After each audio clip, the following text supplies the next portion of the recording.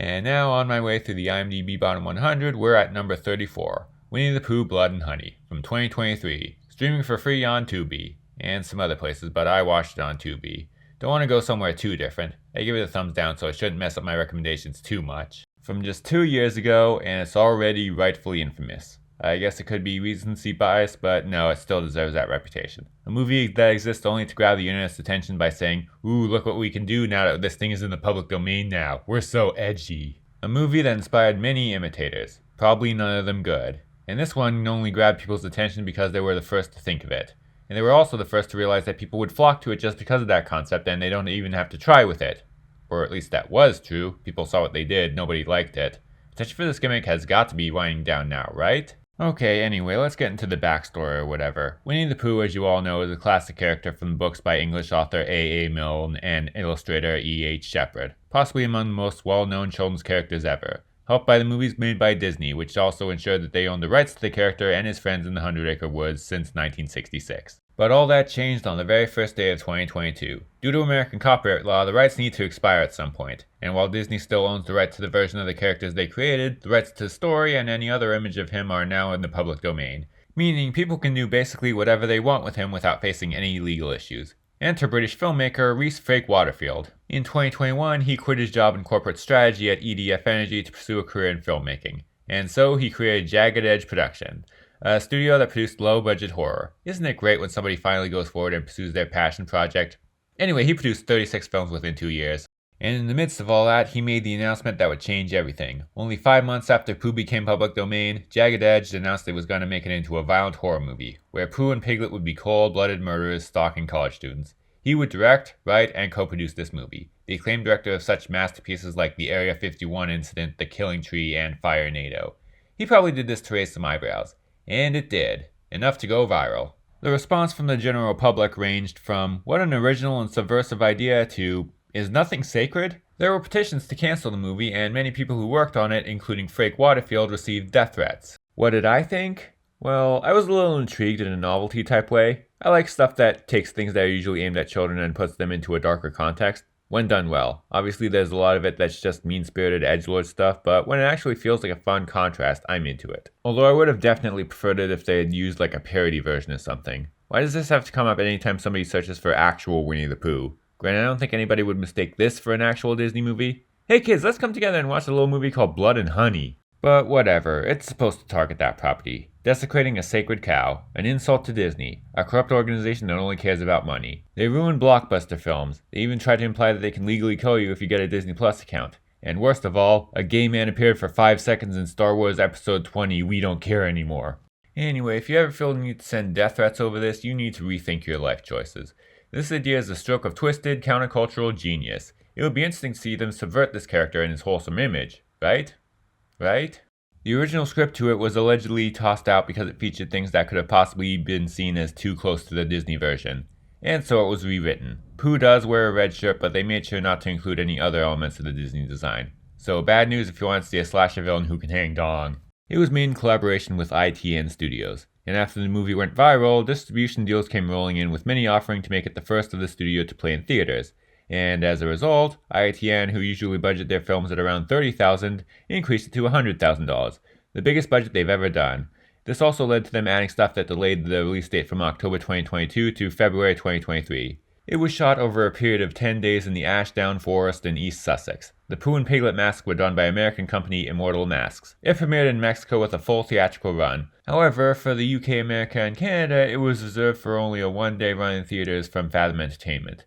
But in January, it was announced that run would be expanded. It was originally set for a release in Hong Kong, but it was cancelled. Those in charge said it was because of technical difficulties with the copy they had, and they suspiciously couldn't get another one. Many believed it was censored by the government because people online have been unflatteringly comparing Xi Jinping, General Secretary of the Chinese Communist Party, to Winnie the Pooh. For this reason, the party has censored images of Pooh for years now. I'd say these people dodged a bullet, but no, that's not even worth a joke. Government censorship does not have its perks. Anyway, on to the movie. It sucks. Yep, that's the new movie, Winnie the Pooh, Blood and Honey. I'm choking on it. It opens with an animated prologue. Actually, animated is a strong word. It's mostly just drawings of the characters that occasionally move slightly. It tells of how Christopher Robin left the 100-acre woods to go to college. However, this also left the creatures without food. There's a moment where they're in a cave illuminated only by lightning strikes, and when one of them strikes, suddenly they're just skin and bones. A pretty cool shot, probably the only one in this movie. Anyway, they get so hungry that they kill and eat Eeyore. And after the trauma of doing that, they decided that they hate all humans for what Christopher Robin did to them. They swore to renounce their humanity and for some reason never speak again. And then once that edgelord fan animation is over, the live action movie actually starts. Isn't it weird how renouncing their humanity made them look more human? Like before they looked like the creatures in the drawings of the original books, and now suddenly and completely by coincidence they look like men in cheap masks. Masks that don't emote or move or anything. Also, can we get back to how they vowed to never speak again? Why do you think they do that? Maybe it's because they knew the filmmakers couldn't afford a Winnie the Pooh impersonator? Or all those impersonators hate this movie? They're breaking the fourth wall over here. Okay, fine, it's probably because they want a more Michael Myers or Jason Voorhees type thing. Some of the scariest slasher villains are silent. And of course, everybody's going to this Winnie the Pooh movie to be scared. Anyway, Christopher Robin comes back to the 100-acre woods to reconnect with his childhood imaginary friends. And they kidnap and torture him. We used to be friends. Why are you doing this, please? I would have never left, I swear. Which he reacts by begging them while awkwardly repeating shit like, "We used to play together," over and over again. In this case, it barely even feels like he's trying to cater to their emotions and is just spouting random memories while crying and sinking against the wall. This guy's the worst actor in the movie, so of course, spoiler alert, he's the only one to make it out alive. If this would happen, I thought you'd be okay without me. Why are you doing this? We used to be friends. What? Stop!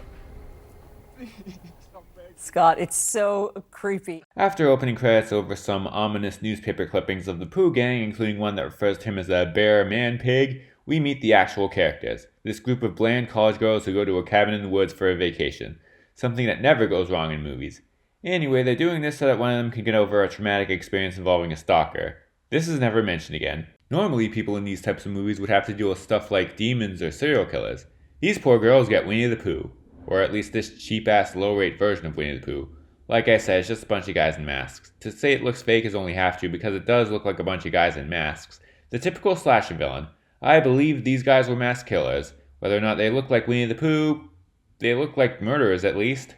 Remember when I said I enjoyed darker, more adult versions of things that would normally be aimed at children when done well? Not only is this not done well, it doesn't even feel like a darker version of anything. It feels like a movie about a bunch of guys with a Pooh mask and a mask of a wild boar that looks nothing like Piglet.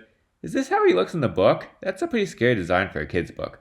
Weren't these masks made specifically for this movie? Not even the movie can decide whether they look human or not. At one point near the end, the survivors stop a car full of people in the hopes of getting a ride away from the killer, and the people in the car are shocked by the killer's appearance as some sort of bear, man, pig thing, because they've never heard of the concept of masks. But then just a few seconds later, they decide he's just some creep harassing these women and stupidly just decide to try to beat him up. The fact that Pooh and Piglet don't talk only adds to the fact that they feel nothing like the characters. Okay, to be fair, Pooh does speak once near the end. Is that how he talked at the beginning too? If I was a kid and some bear man pig talked to me in that voice, I'd run for the hills. Either way, this is not helped by the fact that the story doesn't even try to connect the killers to the character they promised to parody. At some points, Pooh can be seen eating honey. That's as far as the connection goes. It does nothing with the property. Maybe the original script was more like Winnie the Pooh, but surely there's gotta be something in the book that could be mentioned. Granted, I haven't read any of these books, so maybe the references are just too obscure for me, but probably not. And even if it was, why? The Disney version is based on these. Surely there's something you could do to make this feel like Pooh and Piglet without violating the copyright. When you hear this concept, you automatically expect more than just a generic slasher movie like this. It would have probably helped if the animals can talk, in voices that at least vaguely sound like their characters. He shouldn't be Michael Myers, he should be Freddy Krueger, somebody who can kill and then say, "Oh bother," or make some crack about honey or whatever. Like literally anything. But I can excuse the fact that they don't feel like Pooh and Piglet if they at least felt like something less human. Hell, I'd love to see a movie about cute cartoon animals that kill people. But of course, that's not the case. The rest of the movie feels like basically any other generic slasher movie. The plot is pretty much non-existent and boils down to just a bunch of faceless people getting murdered, which would be great if it was fun, suspenseful, self-aware, or had any kind of interesting kills. This movie is none of these things. And as they said, just don't watch it, but I find it I find it a waste of time, but that's just the way, you know. Because first you were saying it's kind of awesome. Well, I Remember was that, thinking, Molly? that didn't count because we weren't on. I think we like seeing characters behaving badly. Like there's something about that in the culture that could be entertaining. I would have liked a comedy. The kills are alright, I guess, but there's none that really sticks out from any other slasher film. I guess there's one that's a pretty good homage to Halloween. There's one scene of a girl getting her head crushed with a car that looks almost as fake as the villains do. It would have looked good and even pretty disturbing if they just showed the tire on her head and the blood, but then they had to go all the way by putting a fake eyeball nearby. Like, oh, the pressure was so bad her eye fell out. Except it doesn't look completely real, and the very idea of it just makes the whole thing over the top. And not in a fun way. Yeah, what's really the kicker is just how unfun this whole thing is. There's almost no self-awareness or humor here. Everything here appears to be taken very seriously. Dude, did you forget this was a movie about a killer Winnie the Pooh? Okay, actually it turns out, surprise, they did try to strike a balance between humor and horror. Unfortunately, their humor seems to stem from the fact that it's Winnie the Pooh, but he's killing people. Which would have been great except for the fact that this doesn't look like any of the Pooh creatures or even cute woodland animals or anything other than guys in masks. And when the characters do mention some ridiculous stuff about how Pooh is trying to kill them or whatever, it feels more like it's just contrasts with the dark and seemingly ultra-serious tone. Like this one scene where Pooh rips off a girl's shirt. Wow, this got really serious and unfun. No, not like that. I think it's supposed to be just that he wanted to grab her but only got her shirt. It's just a cheap way to get boobs in the movie. Any other movie would handle it with a hint of self-awareness. Like, oh, how over the top. We did this all just to get boobs in. We're so bad. But here it's played completely straight. And then she gets put through a wood chipper. Or at least that's what I trust happened because the scene is so poorly lit I can barely tell what she was being put into. You know, a scene this poorly lit may not have been the best place to put in the gratuitous nudity shot. Not that it would have been sexy if it was better lit, it's just a girl being threatened against the wall by a man in a Pooh mask. Why does she have to go topless but the girl whose only personality trait is acting sexy doesn't? Also, these characters are very one-dimensional and kinda difficult to tell apart. One of them is coming to get over a traumatic experience and you'd think that it'd have a big impact on this movie, like her struggle for survival would parallel her struggle with PTSD, but of course it doesn't. The dude just wanted to film a girl getting sexually harassed in her sleep. Okay, that's a harsh accusation and probably not true. I think it was just there so that she can be set up as a final girl, a damaged girl who will overcome even more horrors. And then the ending comes, which is probably one of the few things in this movie that I will begrudgingly give it credit for, simply because it set out to be nihilistic and feel bad, and it kinda succeeded. It ended with her dying and the killers getting away like it was nothing. Christopher Robin gets away unceremoniously. The audience has been denied even the promise of a final girl. It's an ending that appeals to the people who think the first Terrifier was the best because of how nihilistic it was. And this is nihilistic, alright. The movie that promised to be a dark take on an innocent character stayed true to that and destroyed any innocence here. Except it's not good enough to be that kind of movie. When that scene comes along, you don't feel hollow or whatever, you still feel like you just wasted your life watching the Winnie the Pooh horror movie. Sure, some art snobs can make the argument that it's some kind of artistic statement taking a property like this down that route, but that's probably giving this too much credit. Honestly, it kinda contradicts with the only reason people would want to watch it, to have fun with it. It's a ridiculous concept. People want to bask in how ridiculous it is. But this movie doesn't do that, or at least not well. A lot of people who saw this came in expecting a fun, bad movie. And the cheap masks reassured them that was what this was going to be. The fact that it takes itself so seriously probably also points in that direction. But no, it's not even fun bad, just cheap and stupid. Anyway, it received almost unanimously negative reviews from critics and audiences. It has a 3% on Rotten Tomatoes with the consensus simply reading, "Oh bother," which parodies the Pooh brand far more than the actual movie did. But despite all that, it rode the wave of intrigue to success, making $7.7 million on a budget of $100,000.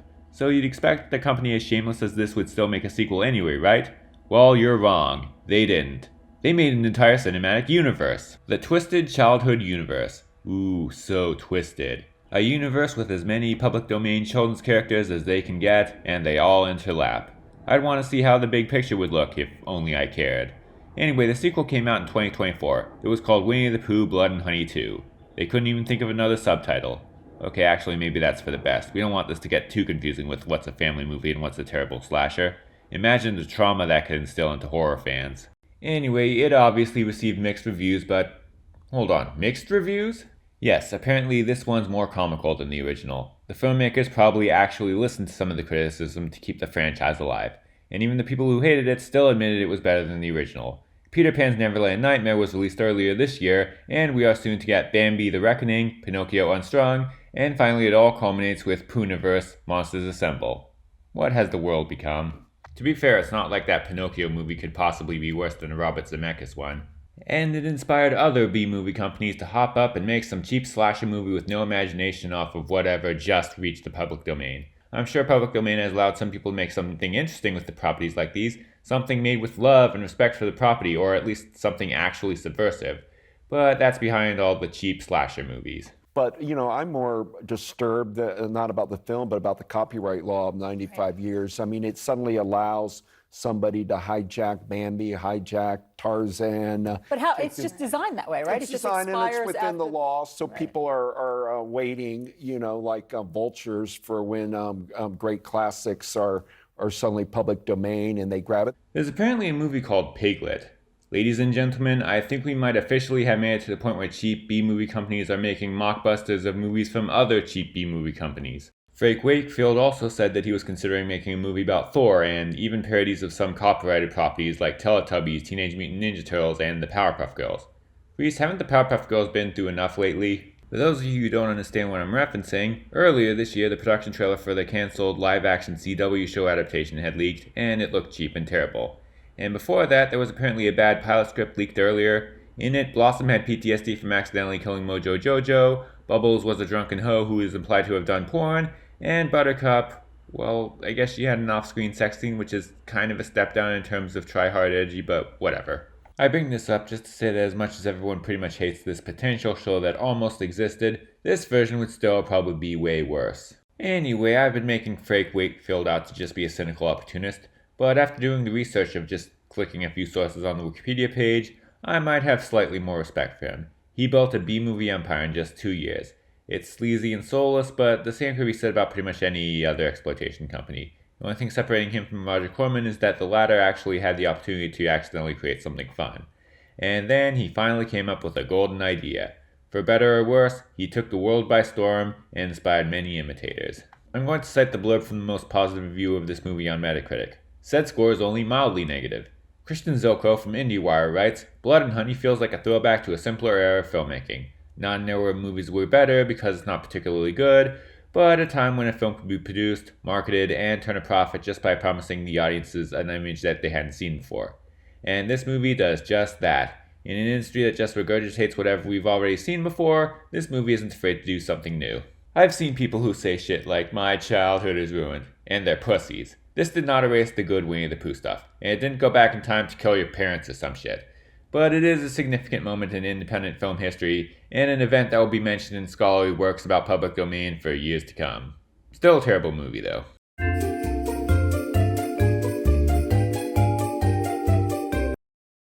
Congratulations, Stan Helsing, you're no longer the worst half-star rated movie here. Number 28. And honestly, for the first 3 below it, I would rather watch them again than this.